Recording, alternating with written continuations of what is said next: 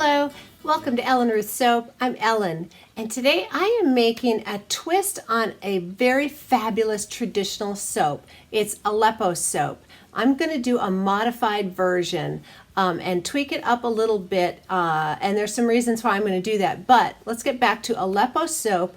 Has a long history, and there is a video on YouTube of traditional Syrian Aleppo soap making where they show you how, it's amazing. They pour this huge, like the whole floor is covered in the soap, and they cut it, and it's amazing. So please go check that out.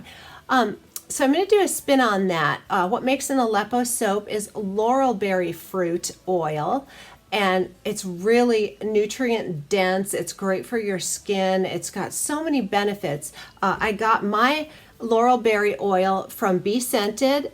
They have the best price I've seen for this oil, and it's hard to find. So Be Scented is the place to get it if you want to make an Aleppo. A traditional Aleppo soap is laurel berry and olive oil, and that's it. I'm going to do a modified version for a couple of reasons.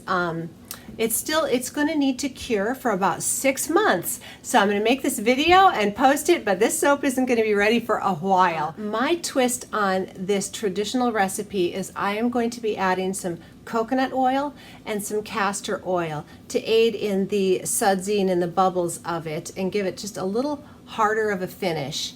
And I will leave my recipe in the description box below of my modified version today. Another thing, traditional Aleppo soap is unscented. I'm going to be adding some Texas cedarwood essential oil to this Aleppo modified soap. I don't even know if I can technically call it an Aleppo soap because I'm adding coconut oil. Anyway, it's kind of like when you make a Castile soap and you add coconut oil, it's now a Bastille soap. It's no longer a traditional Castile soap, so this is no longer a traditional Aleppo. But I'm springboarding from that because it's just amazing, the rich history, and it's a great soap. It is wonderful for your skin. It has so many benefits. I would encourage you to look up laurel berry fruit oil and how wonderful it is. So, with that being said, I am also going to use a little bit of aloe vera juice in my liquid portion. This is my modified version, so I'm going to get my hair pulled back and get everything pulled together, and let's get together and make some wonderful soap today based on the traditional Aleppo, but not quite. But let's do it. Okay, I'm back. What I've got in here is my 19 ounces of coconut oil is already melted. And I'm going to add my castor oil now, and then I will add my laurel berry. Soap calculators, it's laurel berry fruit, but these just say laurel berry oil. And these do get a little firm when they're cool, so I pop these bottles in the microwave to help liquefy them so they'll have a little easier of a pour. But right now I'm going to add 6 ounces of castor.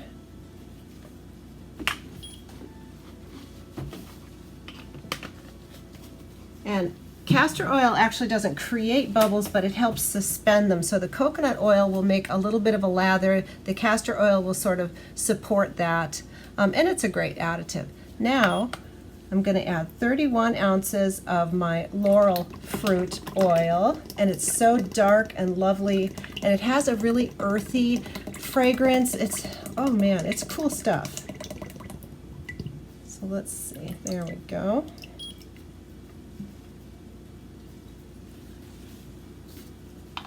One bottle down.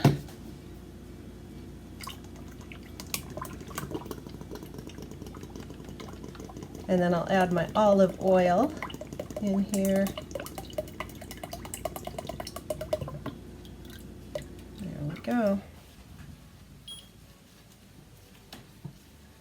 All right.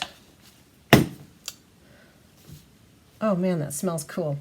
So, all right, now I'm going to tear this out and get my olive oil in here, and then we'll come back and get our essential oils.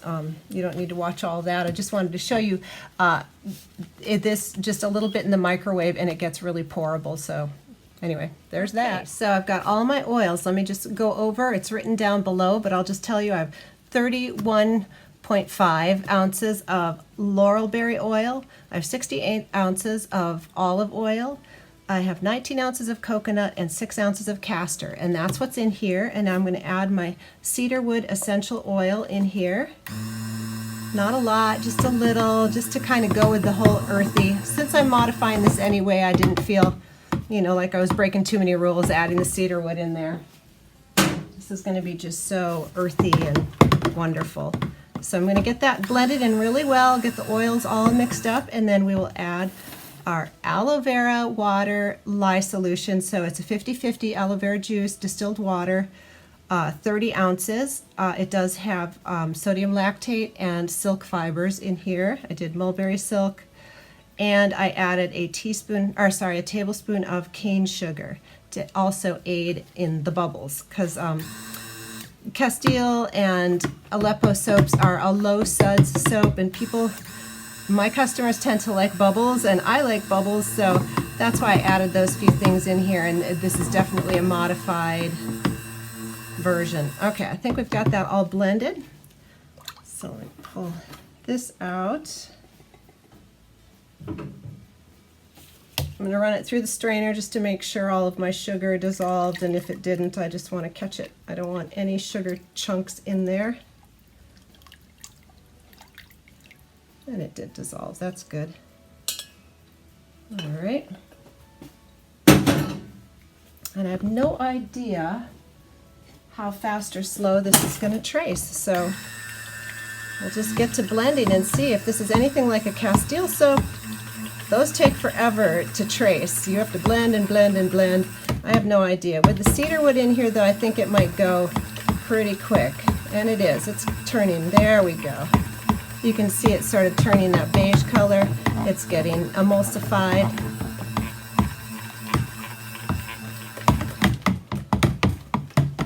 Just want to make sure it's all blended really well. Oh, it is such a lovely color. It is the creamiest beige. And it's got a light trace, so I'm just going to keep blending this till I get probably a nice medium trace. I'm not doing anything fancy, so all right. That's a beautiful, nice medium to light trace. And I'm going to use my standard molds here. These are from Essential Depot. And I love these molds for a standard size bar. They're just super sturdy. They're a great mold. So get this poured in. Oh, there's just something beautiful about the simplicity of these.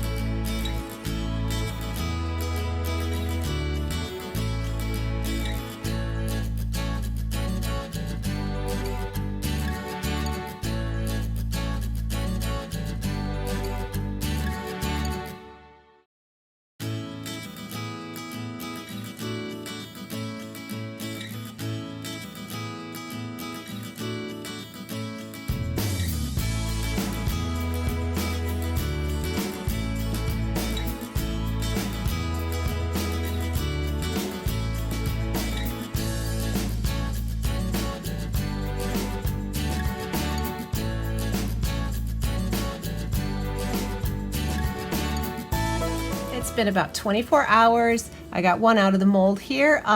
Look at this beautiful, it's sort of a tannish olive tone, and the fragrance between the cedarwood and the laurel berry oil, these smell really nice. Very earthy, and anyway, I can't wait to get them cut, and then they'll go on the cure rack for 6 months. These will be ready for Christmas time, and I'm filming this in May, so anyway, they look great, they smell great. Let's get into them.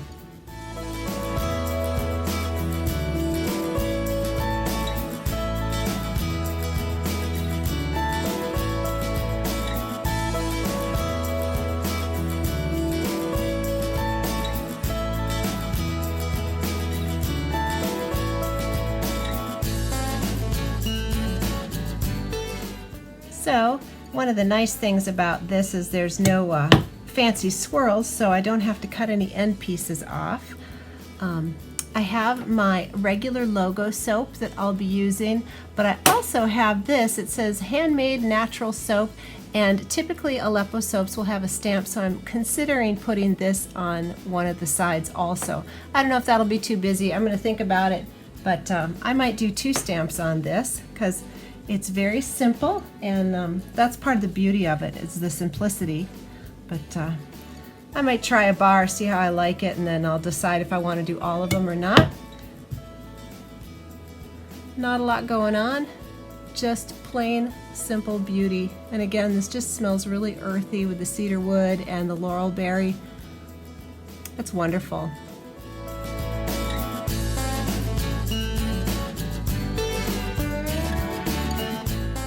I gave it a test try. There's my little round soap stamp, and then there's my logo stamp, and I think I'm going to do that. I like it. It's not a very deep one, but I think it just adds a little something. And stamping Aleppo soap is very traditional, so I'll show you how I do it. First I have to clean up the rough edges here with my handy dandy vegetable peeler, which is in the link description box below. I got this on Amazon. You can find them at any home goods store, I think. But I like this KitchenAid one because it's just really sturdy and it makes a nice smooth edge. So, all right, let's get that out of the way. And so here is my little stamp, and I got this, I think I got this a long time ago, Wholesale Supply Plus or eBay or someplace. You can find soap, just generic soap stamps in a lot of different places. I put a little mark on here to show me where the top is so I don't get it all crazy. I'm gonna center it up. A nice little splat. It's very wet because of but there is the stamp. Sorry, I got some Sharpie on my finger. And then I'm going to let that dry, and I'll flip them over and do my signature stamp on the back.